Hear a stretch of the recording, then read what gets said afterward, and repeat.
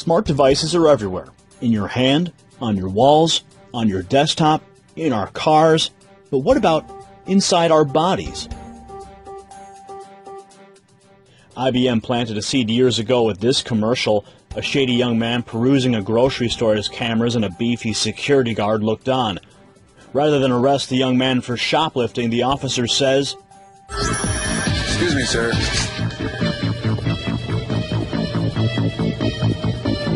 Forgot your receipt." Checkout lines. Who needs them? Have a nice day. This is the future of e-business. Just a few years later, Scott Silverman, the CEO of Applied Digital Solutions, appeared on NBC News to present his company's new technology to the world. You have one in your arm right now. That's correct. Where is it? It's in the upper right arm. It's a simple injection process, just like getting a shot of penicillin. Is it painful? Not at all. They numb the area slightly. You don't feel it. They put a Band-Aid on it. Within 2 days, you don't even know it's there. And can we, I don't know. A tiny RFID microchip about the size of a grain of rice. However, at the time, the public wasn't ready to accept the device, and Verichip was bought out, and the technology became the interest of hobbyists and technophiles. Today, there are countless accounts of young people voluntarily receiving the chip as an injection. One such man partnered the device with Bitcoin and became a walking, talking e-wallet. Now, Visa is dipping its toes in the water by partnering with the University of Technology, Sydney. Why Australia? Well, according to George Lawson of Visa Australia, he claims they're among the world's earliest adopters of new technology. Today's workshop was about coming up with new and exciting concepts to help Visa and our clients elevate and project into the future of digital payment. 40 students from the UTS Bachelor of Creative Intelligence and Innovation accepted the challenge from Visa to seek out new payment systems. One student is excited at the prospect of moving away from cash-based transactions.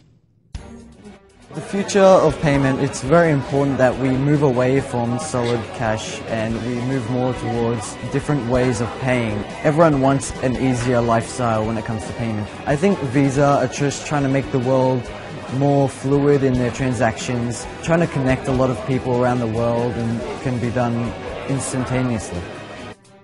And he's not alone. In Microsoft founder Bill Gates' annual letter, he mused, quote, "The key to this will be mobile phones. Already in the developing countries with the right regulatory framework, people are storing money digitally on their phones and using their phones to make purchases as if they were debit cards." Denmark has already taken the leap to a cashless society with a proposal to permit stores from rejecting cash for transactions as early as January of 2016. Michael Busk-Jepsen, the executive director of the Danish Bankers Association, feels that a cashless society is, quote, "no longer an illusion, but a vision that can be fulfilled within a reasonable time frame." Back in Australia, Visa released a poll of the population and discovered that 32% would be interested in paying with a smartwatch, 29% with a smart ring, 26% with smart glasses, 26% would be interested in paying with a connected car, and a bold 25% of Australians say they are at least slightly interested at the prospect of having a chip implanted in their skin that could be used for payments. That bold 25% has some privacy advocates and conservative Christians concerned. According to the book of Revelation, in the end times, all mankind will be forced to accept a mark in their right hand or forehead that permits them to buy and sell. Some Christians believe that growing acceptance to a cashless society and subdermal implants to purchase goods and services will usher in the fulfillment of that scripture. Dr. Bem Lee Hunt, a course director for University of Technology Sydney, welcomes Visa collaborations with his students and feels that they can deliver, quote, "new kinds of creative and adaptable thinking." While according to Visa, a quarter of Australians would be open to implantables to make purchases, 75% of the population still would need to accept it, unless government forced a cashless system like we're seeing in Denmark. Will you and I see a cashless society in our lifetimes? Well, if Bill Gates and Visa have their way, the next time you leave a grocery store, they may just hand you a receipt. Unless, of course, you don't receive the mark. What do you think about these developments?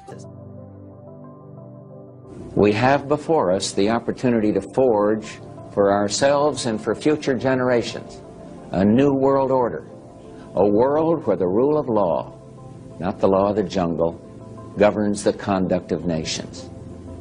When we are successful, and we will be, we have a real chance at this new world order, an order in which a credible United Nations can use its peacekeeping role to fulfill the promise and vision of the UN's founders.